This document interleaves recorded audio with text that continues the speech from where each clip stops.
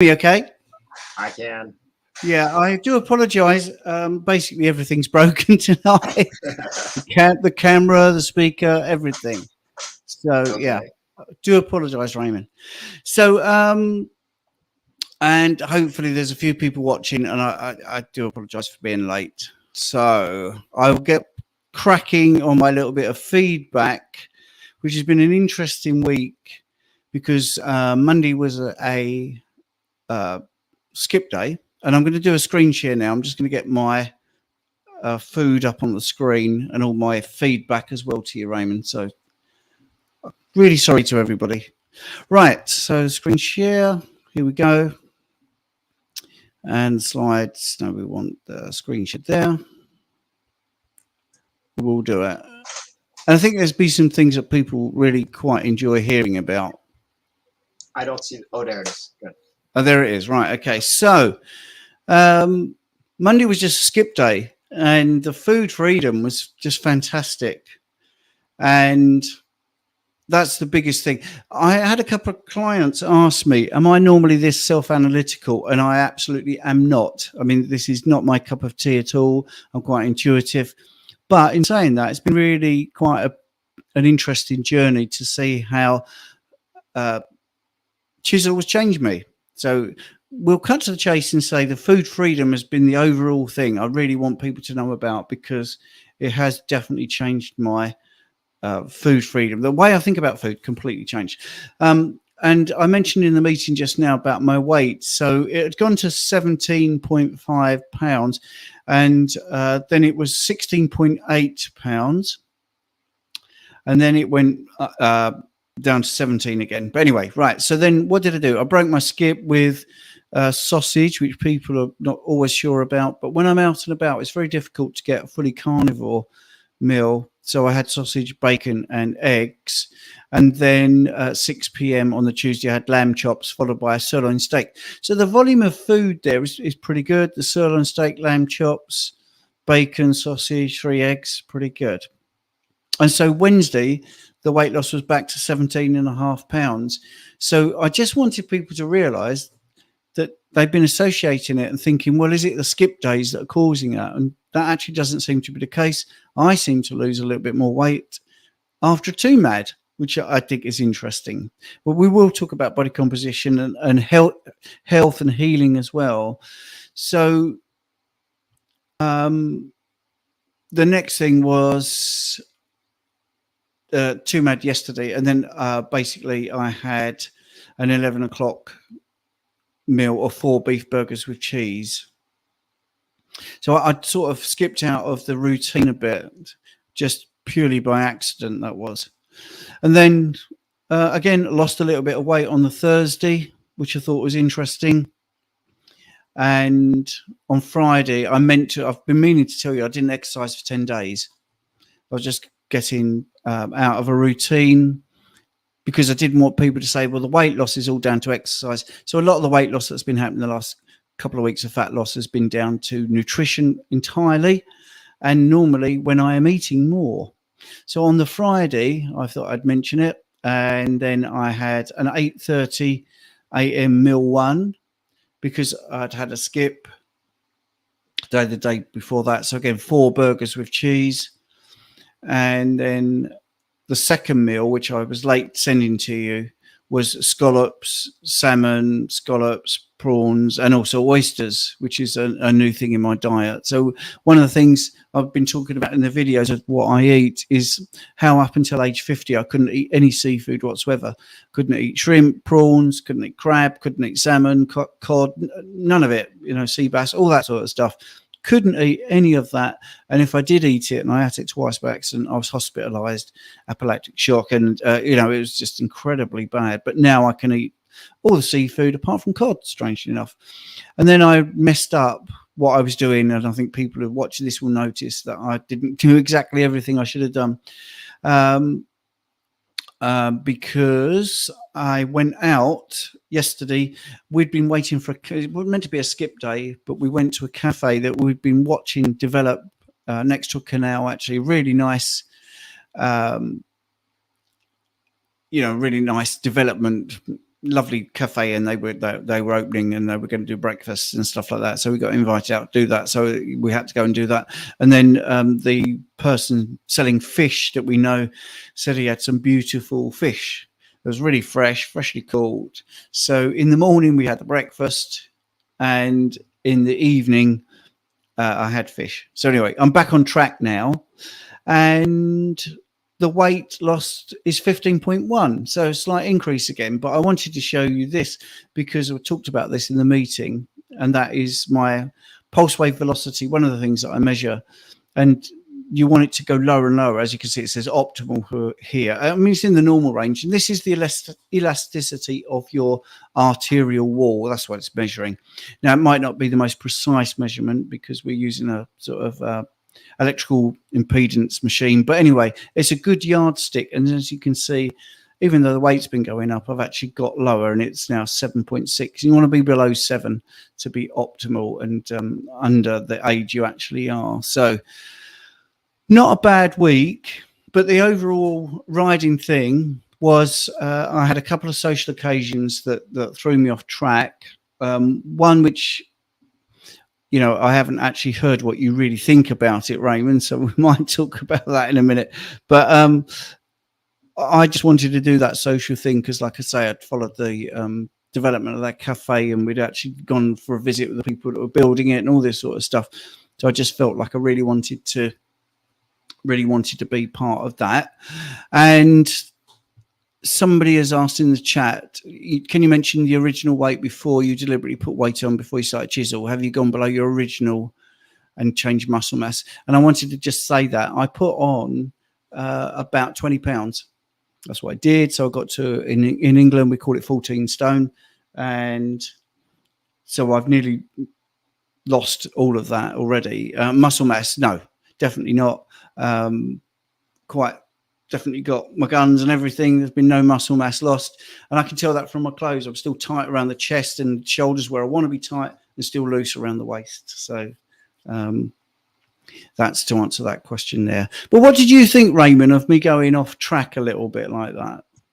Yeah, actually, so you did the skip 48, is that right?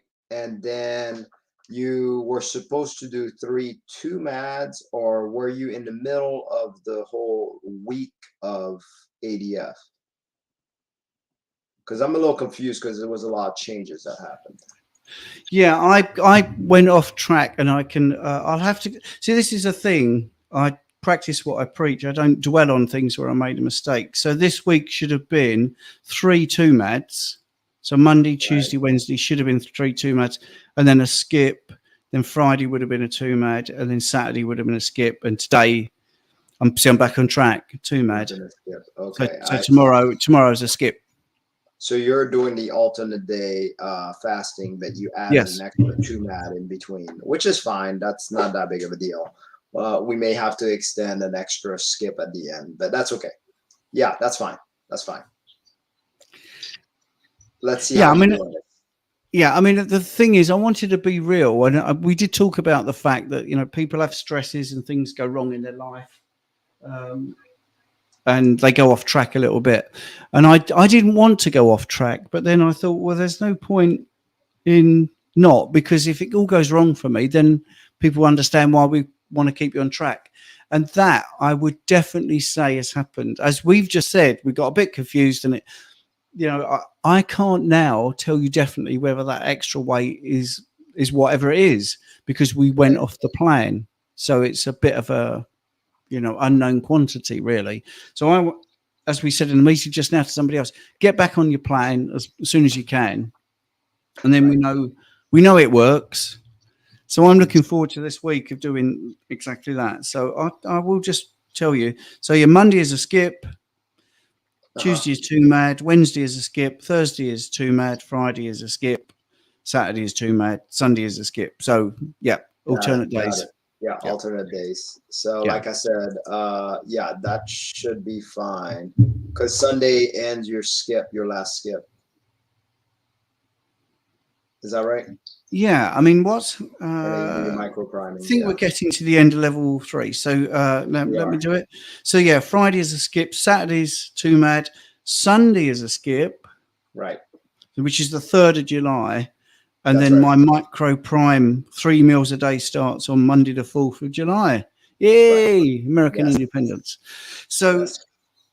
I wanted to mention that because I thought I'd be excited. I really thought, wow, back 3 meals. I love food and all that. And I'm not bothered. I'm really Yeah. not bothered whether it would be 2, 1, no, man. I've got no sort of preference. I'm looking forward to seeing the difference. Absolutely, definitely. Whether priming is going to give me like a boost in my body composition, energy levels, or whatever. I'm really looking forward to seeing what happens on the 4th of July. But um, yeah, the food freedom is just overwhelming. It's just absolutely overwhelming. Whatever you tell me to do, I feel like I can do this. With the 3 mad, I can tell you already what's going to happen is that the first day might be great. The second day is going to be trudgingly, and the third, and by the Wednesday, you're going to be like, do I really have to do that? And it is optional, so you don't have to go through it like that. It's just some people that I've noticed that just has never done a 72 before, and they seem to actually do better if they do microprime right before. So that's the reason we added it on there. We have to make it rounded out for a group, so that was the reason for it. But I don't think you'll need it. Yeah, and I don't know how I feel when I get there, to be honest, because um, everything has surprised me. In truth, it's what I expected, but it still surprised me to actually experience it firsthand. Because obviously, I coach people that are going through it, and they tell me all this, and I believe them.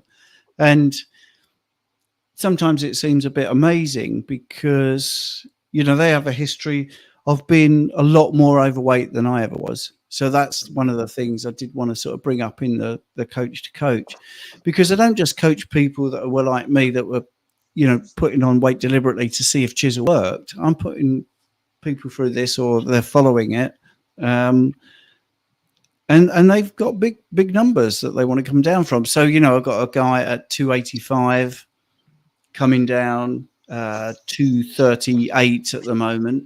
So that's Nice. quite a big amount of loss.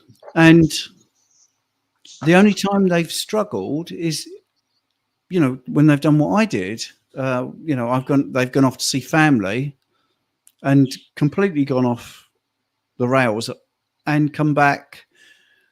So it's a good thing in one respect. So I'm trying to do it from memory, but it was something like he went away for a week and he went to 249 from 238 in a week. That's quite a lot. And then within a week of being back on Chisel, it's back to 239. So it's really quite fascinating to see. And that's quite a common number for men. I tend to coach a lot of men at sort of that sort of weight. And I've got one that has lost 80 pounds, but feels there's like another 30 pounds to go. So, it's interesting. But when they had an issue where they were a little bit depressed, something again actually happened in the family, seems to be have family issues cause the most problems. They put on a little bit of weight. They gained about 5 pounds, but as soon as that was all resolved and they were back on track, that went off. So my mini version of what I'm seeing amongst clients is exactly that. Loss by following it, then a little bit of a gain, a loss is bigger than the gain, and it's just like a step down, step down, step down. And this plateau, I think, has been really interesting. It's only happened, hasn't it, when I've gone off the plan. Yes, interesting, isn't it? Yes. Now, I wanted to, you made a good point that I want to make a note of. Now, you said you have clients that are nearly 300 pounds doing this. We have a client that's, when she started off, she had one of those industrial scales and it would air her out. And she's followed the plan and able to. What I'm trying to say, you being a 3-year carnivore and doing this is no different than somebody who is way up there. They're all capable of doing this. And I find that fascinating, right? You would think it'd be a lot harder for, say, somebody who weighs that much, or maybe easier? I don't know, because a lot of people is like, well, you got the extra fat, obviously you can fast longer. But that's really kind of a myth, right? We all have kind of the same capabilities, and this is why it's great to see this, because look, we have ranges between women and men, postmenopausal women doing this. The only thing that I can say that's a little different is the results, though. But all of them seems to get to a point of food freedom, and I think that's what's important. Yeah, and I think, obviously I've had a few people say, well, you're a man, it's easier and all this sort of stuff, but there is some truth to that. Women do gain fat easier because of like pregnancy, the physiology of gaining weight to make sure your spine is stable, because you put some weight on the front, so it puts some weight on the back. That's what the human body does for women. So I understand that, but the principle is still the same. The physiology is still the same. Nobody is opened up by a surgeon and the surgeon scratches his head, goes, well, how does this one work? We all work pretty much the same way, and hormones work the same way, but there is differences definitely between men and women, and there's certainly levels of healing. When I first did low carb, I was pre-diabetic, low left quadrant pain, I had my terrible heart scan, skin rashes and all those sort of things, but I still eventually lost the body fat, and the body composition changed.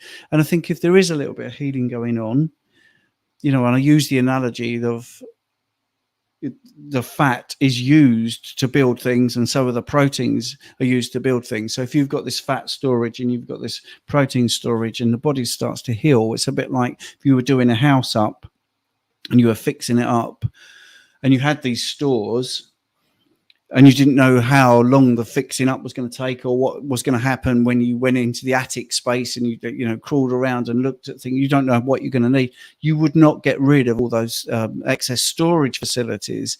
You would hang on to them for a bit, and then you would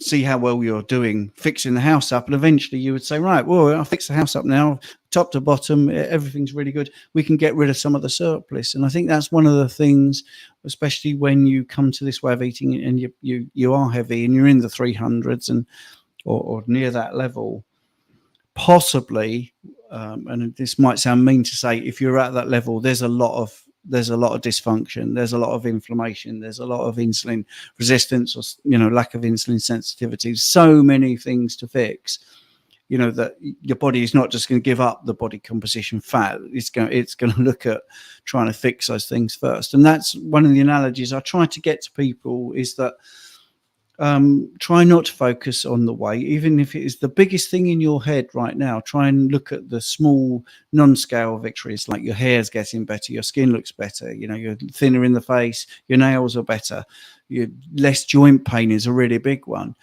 And it's difficult to get that to some people, because, and I've had that list, I've had that whole thing, off blood pressure meds, my nails are better, my eyes are better, my hair is better, my skin's better, but I haven't lost any weight. And it really is a kicker for some people, even with those really big benefits. They are huge benefits, aren't they? And you just would think that would pacify some people, but I think this is where we get into the sort of trust the process side of thing, which seems like a glib remark, but then we get so many people in the community back it up and say, yeah, that was me. And we had it tonight, didn't we? Somebody worried about white spots, and this immediately a community member comes on and says, yeah, I had that a year after Carnivore, completely gone. So it's not just us saying it is members who have been in the situation that is frustrating, because I can clearly see people that really at the beginning were very, this isn't working for me, this is all going wrong, the body composition isn't right. I can remember them joining 6-7 months ago, and now they're really vocal, and it's incredible that they are so supportive, because all those things that they were worried about, they've seen resolve, and they just want to share that with other people, which is a big part of why we did the live stream, isn't it? Is to say, this is the issues that people have. I've been real. We didn't fake me messing up. I was just waiting to mess up naturally. So it was real. and I felt a lot of social pressure, like I say, with the cafe, and also this guy that caught the fish for us, because I've been banging on to get this fresh fish for me, and it just felt like, wow, I'm just destined to not have this skip day today, so I'm going to do that, and it's really blown it for me this week. I've had a not a great week because I liked how simple it all was, and not thinking about food. And as soon as I was out of sync, it was like, wow, this has just made it much harder for me to know where I am. I can't wait to just go back on track and speak to Raymond, get told off, and then move on. So here I am, and I think next week's going to be an interesting week. Yeah. So first of all, social challenges, as we've said on carnivore, is very difficult. It is also very difficult on fasting, actually. But do you mind relaying that socialness challenge? Because I'm curious when you made the decision that you're going to be like, oh, I'm just going to add an extra two mat. Was it in the middle of you being in the social part, or was it way earlier that you're like, all right, I'm going to go out and I'm just going to have the meal? How did it play out for you? Well, it was just a really weird thing, because I woke up and I was going to skip, and I was all planned to skip the day, and then we had a message saying, the cafe's open. If you want to come for breakfast, thank you for supporting us, because we were supporting this business. It was volunteers building stuff, and it was where we used to live, just around the corner, and it was too nice an offer to turn down. To me, it just felt like I really should do this. I just felt like that. And then one of the things that I've been doing, and this is not excuses, these are the reasons that it messed me up. I'm not going to pretend it was a great thing. I enjoyed the breakfast and I enjoyed doing it, and I wasn't going to hide it from you. That was another thing. I really wanted to be completely transparent about it. But one of the things I'm always saying, like to my father-in-law, to other people that fish, I can eat fish now. I never used to be able to eat fish. If you get anything really fresh, just message. And I'd be really interested to have it when it's just freshly caught, because we don't live by the sea. We live in the Midlands, so it's got to be transported. And sea bass was caught that day, and it was just, wow, I've messed up once. This is possibly the wrong thing to say, but I thought, oh, well, I've messed up now. I might as well do two mad. I might as well just go in for the whole thing, because I've messed it up. I might as well do two mad and then do skip tomorrow. It seemed sensible. But boy, did it made me feel guilty. So I like the accountability side of it. I knew I was doing the live stream, and there was no way I was going to lie about what had happened on the live stream. That was not going to happen. And I knew it was not a great thing to do. But I think it's also solidified how good it is to stick to the plan if you can, because it's definitely not been helpful. It definitely has thrown me a little bit, because I was getting into a nice groove, like I say, talking to you, knowing where I was, what I was going to do. Interestingly, this has just popped in my mind. The last thing, it's even the scales have not bothered me at all. It's been more the fact that the food freedom was just so good. I'm now having to think what I'm doing rather than it just happens. So I've already forgotten what I'm doing tomorrow, but I think it's a skip tomorrow. So no problem. I'll get up, I'll skip, and it will be back. I will feel back. And it's going to be fascinating to see how the week plans out, because it is pretty straightforward. And knowing I've got Prime in possibly on the 4th of July, I don't know if that will get me through it easier, or whether it's going to. I've got no idea. I've got absolutely no idea.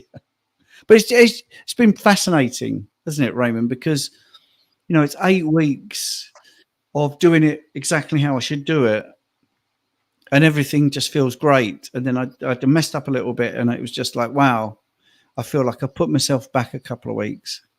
Oh, you didn't at all, actually. So, and really and honestly, I have many clients that have these extras, and it's one of those things that we always say that, hey, the schedule is there. It's going to wait for you. It's not a big deal. So, and what you've done is a very good, because you were able to go straight back on. I could see if you did that two mad extra, and then you're like, I don't want to fast tomorrow. That's a different story, right? You still felt excited about fasting, and you still felt excited about keep on doing the program, which is great. You didn't have any fears. You didn't say to yourself that, wow, I really enjoyed that seafood. I would love it to have it tomorrow, again, that kind of thing. So no, I really think that was a real big win. Are you still eating rather the same amount you've been eating, like pretty large plates, Stephen?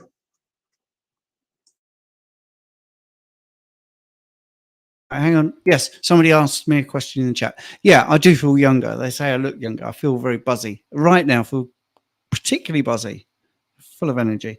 The quantities, Raymond, it's really strange because a few things have happened which have happened just organically. I was really big into eggs, and you probably noticed from the photos, a few people have picked up, don't eat many eggs at the moment.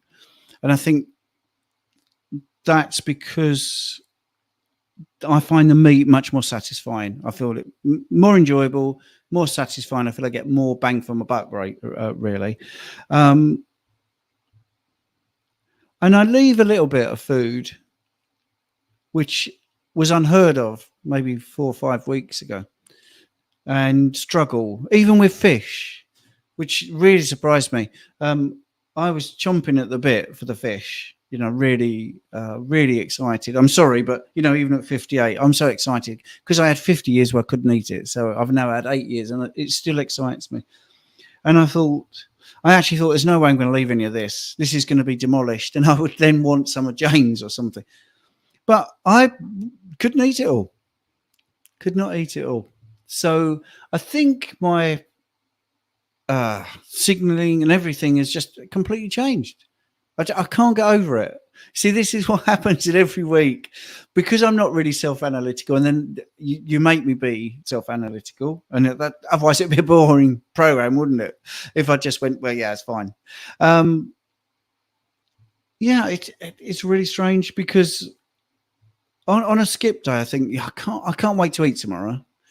It's not like I'm ravenous and I'm looking at pictures and looking at the clock. 1 minute past midnight, I can eat now. But then when it comes to it, I don't devour the food. I enjoy it. I enjoy it for what it is. I don't do the right thing sometimes. I think one of the days I got up and I said, I skipped yesterday. Oh yeah, I can remember this. This is quite clear now. It was 8:30 in the morning, and I thought, right, I'm having 4 burger patties, and I am going to have a mountain of cheese because I skipped yesterday, and I'm absolutely starving, absolutely starving. And I said it in the video, the what I eat in a day video, and I felt I was absolutely starving. Anyway, by about so I were devoured quite easily. The third one, I was beginning to feel like, don't know if I'm going to finish this. I don't know if I'm going to finish it. I can't believe it because I was up at 8:30 over the cooker doing it and absolutely loving it. And, and that was planned because I went to the butcher's the day before with that in mind, with, right, it's too mad tomorrow. And I'm beginning to feel like I'm going to eat a ton of food in the morning. So I now deliberately bought a big chunk of mozzarella and I bought the burgers for it. So, yeah, I probably left. I probably did eat 3 and a bit of those burgers. Yeah. See, remember what I was telling you the week before? I was actually telling you your appetite will start getting smaller. Along the way, that's what you'll notice. And it's fascinating to see that happen. There's just that stop point. You think that you could devour whatever during the fast, but when it comes time to eat, you're just like, it's good, but I don't have that sense of, and you have a stops. I don't know if you've noticed this too. You have a sensible sense of a stop signal too. Like it's like I'm done. It just you just don't want to eat anymore. Yeah, I think that's it. I mean, the signaling is changed, and I want to pick up on something Alison said in the chat there. She's put, life happens. Why do we put so much on perfection?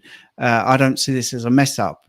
Isn't it okay to be healthy enough to be mentally and physically allow a bit of flexibility? And yeah, that's exactly where we're going with this. So I just want to make it clear that this program I'm following gets you to that point. That is the whole point, to have that food freedom, to not feel that food or some sort of regime is how your life's going to play out. And we're going through this to retrain me. We're treating it very much like the training response to an exercise or learning to run and stuff like that. And it is surprised, Alison, I can assure you, it's absolutely surprised me how it's changed me. It's a 3-year carnivore, and I was eating intuitively. It was following the plan, which Raymond, has really worked out, and it's not arbitrary. There is reasons for all the things we're doing. Following the plan has given me the flexibility and the ability. But part of this live stream was to be as honest as possible. So I'd love to say, I went off the track and it didn't bother me at all, but it did. So that's why I'm saying it bothered me. And I do feel it messed up my progress a little bit. But I would also say it solidified my belief in it, because as Raymond said, I got straight back onto it. I'm doing a skip day tomorrow, don't matter. It's a piece of cake or a piece of steak or whatever you want to call it. And it's made me not feel stressed. That's the thing. I feel like anything that's coming up, I can handle. I don't think about food all the time, but that little change in the routine and that eyes bigger than the belly moment, where I had way too much in the pan and couldn't finish it, are all things that are training me to be a bit more responsive to the amount of food I really genuinely need, not to be pushed by sort of social and enjoyment pressures, but to just eat for nutritional reasons. Yeah, we're never going to be perfect. I will never think that I've got there and I'm the finished article, but this Chisel has definitely made my life around food, how much I want to eat, how much I want to leave when I don't want to eat, all of those things, so much simpler and easier for me to handle. And I don't think about it all the time. The only time I think about it really is this live stream. I'm not spending 6.5 days before this thinking anything other. And Raymond may have noticed, I definitely mentioned it earlier, I'm not even remembering to send the photos. So when I first started, it was religiously sending the photos, religiously reporting and stuff like that. It's got to the point now, it's like, this is real, by the way. I'm doing Chisel. I need to tell Raymond.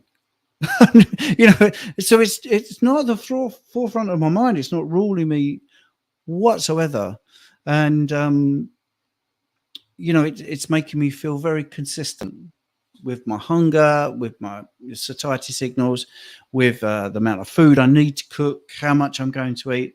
It's just made life, really just so simple. And this is when we're talking to people like the 300-pound plus, where all through their life they've yo-yo dieted, they've restricted, they've made themselves hungry, they've thought about food all the time. The whole point of this is that hasn't worked. That's why they're here. Of course, a lot of these people have lost, 100-pound plus and gained it all and some more, because they've gone through this terrible sort of restrictive way of eating, reducing calories, being obese but undernourished. That's the most common thing I say in my obesity practice. You come in, you're obese, you are undernourished, and it just doesn't seem like that makes sense. Well, yeah, but I'm big, and I've had this. People say, but I'm really fat. How's that possible? It's like, because what I'm saying is you haven't got the right nutrients. Your body has been trying to get them, which is why you are like this, because you're eating all the wrong things and you're still not getting enough protein. You're still not getting enough X, Y, and Z. So this is a way of changing all that, and it's a brilliant plan that has made me feel really very confident in not only me doing it and how I will go forward, but with people that are worried about their weight and worried about cravings and all this sort of stuff. Yeah, I love that you witnessed that firsthand, actually, because one of the important things is getting to the point where your body is totally satiated with everything it needs. And really and honestly, I really believe deep down that you have to be carnivore to do this. But to be truthful, I don't know how well it'll work. I've never tried it on somebody with keto or SAD diet. I don't think that would work. But I am curious on your opinion about that, because I know on the SAD diet, you know, you can continuously eat because your body's going to call out for these nutrition and it's not getting it. So he's going to keep calling out. And then you're just going to end up being, you know, 300 pounds very easily. But when you're actually getting the proper nutrition through carnivore, and I think that's where the magic happens. Eventually, they're like, oh, well, I finally got everything I need. I don't need you to eat anymore, right? And that's where you're at. And you know, to think that really and honestly, if we before we even started this Chisel program, and I told you you're going to be doing alternate day fast, you'd be kind of fearful about it, right? It's like there's no way I would be able to do that, right? And now look at you, you know, totally different mindset and all that. You're excited to do it. The 72 is not even scaring you. You know, it's really your body telling your mind that it's okay, I can handle, right? Isn't that amazing? Instead of the other way around, you know, forcing your mind to tell your body what to do. Yeah, that's beautifully put. And that's why it wouldn't work on the SAD diet, because there's so many empty nutrients there. You're definitely raising your blood glucose, definitely raising your insulin. You know, if there's any level of carbohydrates going in, which are not needed by the body, they're not essential, you're not going to get the right signals, are you? Because you're consuming something that's taking a little bit of energy to digest and it's giving you nothing back. So it's going to be stored as fat, basically, because there's nothing it can do. It doesn't build structures, doesn't make hormones, doesn't store fat soluble vitamins.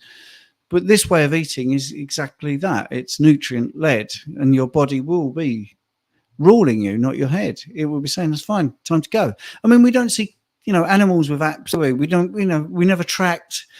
100 years ago, we didn't have many people that were obese, you know, and the only people that were ill, sick, they had access to a lot of money and lots of sugar. So we know that this is about the best way you can eat, and it's definitely the thing that's going to make you feel most satisfied. I think you've got to go, haven't you? I do. So brilliant. So I will see you in the week in the Steak and Butter Gang, but I'll see you back here next week, and hopefully my tech won't let me down. Yes, and I can't wait to hear about your alternate day fasting from here. So this will be great. So I'm looking forward to seeing you next week. All right. Yeah, lovely. Thank you, Raymond. Thank you so much. Right. Thank you. Bye. So he's gone. Yeah, I'm going to wrap up now. So thank you everyone for watching. It's nice that there's a few people on the live stream. I do apologize if the sound or the picture is not as good as it should be. And if you've got any questions, you want to quickly put them in the chat, I will do that. But other than that, if you could really help the channel, if you could subscribe. I know you hear this all the time on YouTube, but it really just genuinely helps the channel to get out there. If you can comment and you can like as well. Do you know what? Even not liking it actually helps, because it's all about engagement and people saying, well, I watched it, I didn't like it, or I watched it and I loved it. So anything you can do, if you can share it, that would be great. Please feel free to share it. And that would be really helpful for me. So yeah, once again, thank you very much for tuning in, and hopefully see you all next week.